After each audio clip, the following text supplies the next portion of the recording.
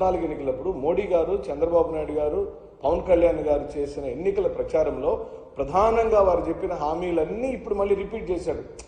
2024 ఎన్నికలలో ఏ హామీలు అయితే చెప్పారో 2014లో ఆ హామీలే చెప్పి అధికారంలోకి వచ్చారు. అధికారంలోకి వచ్చిన తదుపరి రాజధాని నిర్మాణం జరగలేదు, పూర్తి కాలేదు. పోలవరం నిర్మాణం పూర్తి కాలేదు. రైల్వే జోన్ రాలేదు. లేకపోతే రామాయపట్నం పోర్టు గురించి మర్చిపోయారు. స్టీల్ ఫ్యాక్టరీ గురించి పూర్తిగా మర్చిపోయారు. ప్రత్యేక ప్రాంతాలకు, వెనుకబడిన ప్రాంతాలకు ప్రత్యేక సహాయానికి సంబంధించిన హామీలు అమలుపరచలేదు. ఆ రోజు పవన్ కళ్యాణ్ గారు ఏమన్నారు? నేనున్నాను ఇప్పుడు. ఎన్నికలప్పుడు చెప్పారు. పవన్ కళ్యాణ్ గారు ఏం చెప్పారంటే, అయ్యా మేము నారా చంద్రబాబు నాయుడు అంటే వాళ్ళ క్యాడర్తో జరిగిన కార్యకర్తల సమావేశంలో ఇలాగే క్యాడర్ కొంతమంది డౌట్ ఎక్స్ప్రెస్ చేస్తే చంద్రబాబు నాయుడు గారు ఇచ్చే ప్రతి హామీకి నేను బాధ్యుడని చెప్పారు. ఇప్పుడు వారు ఉప ముఖ్యమంత్రి స్థానంలో ఉన్నారు. వారు కూడా దీని మీద స్పందించమని మేము కోరుతున్నాం. ఎందుకంటే ఒక ముఖ్యమంత్రి గారు, ఒక ఉప ముఖ్యమంత్రి గారు, మీ ఇద్దరు కలిసి, మోడీ గారు ముగ్గురు కలిసి ఇచ్చిన హామీల విషయంలో ఈ విధమైన మార్పులు చేర్పులు జరుగుతున్నప్పుడు నిన్న వారు ఏమన్నారు? అసెంబ్లీలో ఏం మాట్లాడారు? సూపర్ 6 గురించి ఏం మాట్లాడారు? ఆయనే చెప్పారు. ఎన్నికల హామీలను ఇచ్చేటప్పుడు ఏ రాజకీయ పార్టీ అయినా క్షుణ్ణంగా అధ్యయనం చేసి ఇది నేను మాటిస్తున్నాను, రేపు ఎన్నికలు అయిన తర్వాత నేను అధికారంలోకి వస్తే చేయగలుగుతానా లేదా అని తర్కం చేసుకుని ఆయనకున్న సమూహంతో లేదా ఆయన ఆర్థిక మేధావులందరిని కూర్చోబెట్టుకుని ఒక క్రియాశీలకమైన నిర్మాణాత్మకమైన చర్చ చేసుకుని వాళ్ళు ఎన్నికల హామీలు ఇస్తారు. సాధారణంగా ఏ రాజకీయ పార్టీ అయినా అదే చేస్తుంది. ఈ ఇచ్చిన సూపర్ 6 అమలు పరచలేరని వైఎస్ఆర్ కాంగ్రెస్ పార్టీ ఎన్నికల ముందు రాష్ట్ర ప్రజలకు చెప్తుంటే అమలు పరిచి తీరుతాను, నాది గ్యారంటీ అని చంద్రబాబు నాయుడు గారు, వారికి మద్దతుగా పవన్ కళ్యాణ్ గారు చెప్పారు. ఇప్పుడు అసెంబ్లీలో ఏం చెప్పారు?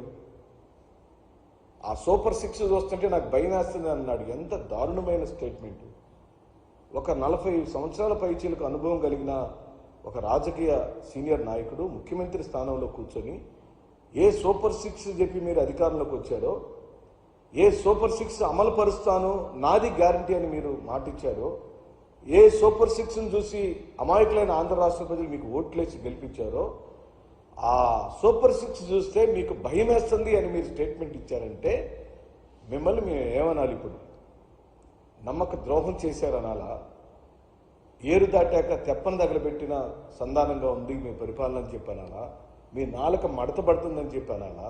లేదా సహజ సిద్ధంగానే ఎన్నికలకు ఒక చంద్రబాబు నాయుడు గారు, ఎన్నికలు అయిపోయిన తర్వాత ఇంకొక చంద్రబాబు నాయుడు గారు ఆటోమేటిక్గా వస్తారని గత చరిత్రని పునరావృతం చేశారని మేము భావించాలని ఈ రోజున మేము అడుగుతున్నాం. జగన్మోహన్ రెడ్డి ఏమైనా తన జేబుల్లోంచి తెస్తున్నాడా?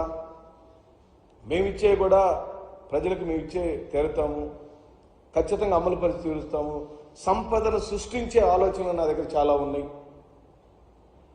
సంపదను ఆంధ్ర రాష్ట్రానికి, రాష్ట్ర ఖజానాకు సంపద ఎలా సృష్టించాలో నా బుర్ర నిండా బొచ్చడన్ని ఆలోచనలు ఉన్నాయి. నాకు అనుభవం ఉంది. నేను నా ఆర్థిక నిపుణుని అని వారు చెప్పుకొని అధికారంలోకి వచ్చారు. ఇప్పుడు ఆ హామీలన్నీ గోవిందా.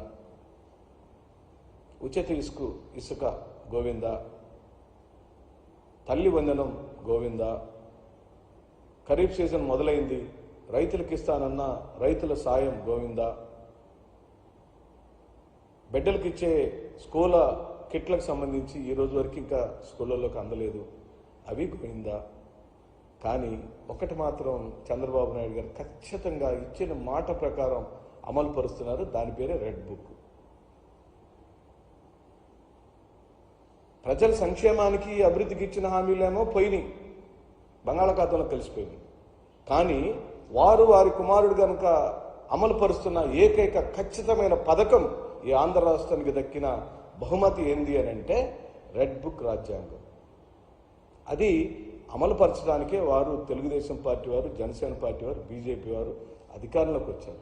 ఆ రెడ్ బుక్ రాజ్యాంగం ఏంటో తెలుసా మిత్రులారా? పక్కవాడిని కొట్టడం, పక్కవాడిని దౌర్జన్యంగా బజార్కి ఇడ్చడం, ఒక ఆర్మీ జవాన్ లాంటి ఉన్నతమైనటువంటి వ్యక్తుల యొక్క ఇళ్లను అన్యాయంగా కూల్చివేయటం, ఒక రాష్ట్ర పార్టీకి సంబంధించిన కేంద్ర కార్యాలయాన్ని తెల్లవారుజామున రాజ్యాంగానికి వ్యతిరేకంగా, కోర్టు తీర్పులకు వ్యతిరేకంగా కూల్చివేయటం, ఓ మాజీ ముఖ్యమంత్రి గారి యొక్క రక్షణని అవహేళనగా మాట్లాడటం, వారి ఇంటి చుట్టూరా అల్లరి మోకలను పంపించి అల్లరి చేయించటం, ప్రతిరోజు జగన్మోహన్ రెడ్డి గారి వ్యక్తిత్వ హననం చేయటం, జగన్మోహన్ రెడ్డి గారి మీదకి వారి చెల్లెల్ని ఉసిగొల్పటం, ఇలా జగన్మోహన్ రెడ్డి గారిని సింగిల్గా ఎదుర్కోవటానికి వారి శక్తి సరిపోక ఇలాంటి అడ్డదారులను వారు తొక్కుతూ ఈ రోజున రెడ్ బుక్ రాజ్యాంగాన్ని అమలు పరుస్తున్నారు చంద్రబాబు నాయుడు గారు, లోకేష్ గారు మరియు పవన్ కళ్యాణ్ గారు. ఈ రోజున ఎలా దాడులు చేయగలుగుతారు అనంటే, ఉదాహరణకు తిరుపతి వైఎస్ఆర్ కాంగ్రెస్ పార్టీ అభ్యర్థి మోహిత్ రెడ్డి గారు స్ట్రాంగ్ రూమ్ దగ్గర జరిగిన గొడవలో పూర్తిగా అన్యాయంగా ఇరికిచ్చేశారు మోహిత్ రెడ్డి గారు. 37వ అభ్యర్థిగా ఉన్న ఆయన్ను బెంగళూరు ఎయిర్పోర్ట్లోకి వెళ్ళి అవమానకరంగా పక్క రాష్ట్ర పోలీసుల ముందు మన నాయకులను అవమానపరుస్తూ ఓ పెద్ద డ్రామా క్రియేట్ చేసి ఏదో నేరం ఘోరం చేసినట్లుగా ఆయన్ని పట్టుకొచ్చి అవమానపరిచారు. కొత్తగా రాజకీయాల్లోకి వచ్చినవాడు, తొలిసారిగా పోటీ చేసినవాడు, ఎంతో ఉన్నతమైన చదువులను విదేశాల్లో చదువుకున్నవాడు, చెవిరెడ్డి భాస్కర్ రెడ్డి గారు లాంటి ఒక సామాజిక సేవకుడి యొక్క కుమారుడు, అలాంటి అతన్ని అంత భయభ్రాంతులు చేయాలని ప్రయత్నం చేస్తారా? ఇలా భయపెట్టడం మీ వల్ల అవుతుందా? అలా జరుగుతుందా? నోటీసులు ఇవ్వడానికి బెంగళూరు వెళ్ళారట. ఎంత విచిత్రంగా అంటే, కేవలం ఒక పక్క చెవిరెడ్డి భాస్కర్ రెడ్డి గారిని, పెద్దిరెడ్డి రామచంద్రారెడ్డి గారిని, మిథున్ రెడ్డి గారిని, బాలినేని శ్రీనివాసరెడ్డి గారిని, అంటే ఈ పార్టీలో ప్రముఖంగా ప్రజలతో మద్దతుతో, ప్రజల యొక్క అభినందనలతో, ప్రజల యొక్క సహకారంతో 6 సార్లు 7 సార్లు శాసనసభకు, పార్లమెంటుకు ఎన్నిక కాబడిన ప్రజాప్రతినిధులను ఈ విధంగా అవహేళన చేస్తారా? ఇందుకేనా మీకు ఇచ్చింది అధికారం? ఇదేనా మీ రెడ్ బుక్ రాజ్యాంగం? ఆస్తులు ధ్వంసం చేయమని ఇచ్చిందా మీకు ఆంధ్ర రాష్ట్ర ప్రజానీకం? అన్యాయంగా కేసులు పెట్టి ఇరికించమని చెప్పిందా ఆంధ్ర రాష్ట్ర ప్రజానీకం? ఇందుకేనా రాజ్యాధికారాన్ని మీరు కోరుకుంది? కక్షలు, కార్పణ్యాలు, దౌర్జన్యాలు, కఠినమైన వైఖరి, దొంగ కేసులు, రౌడీయిజం, గూండాయిజం, విచక్షణ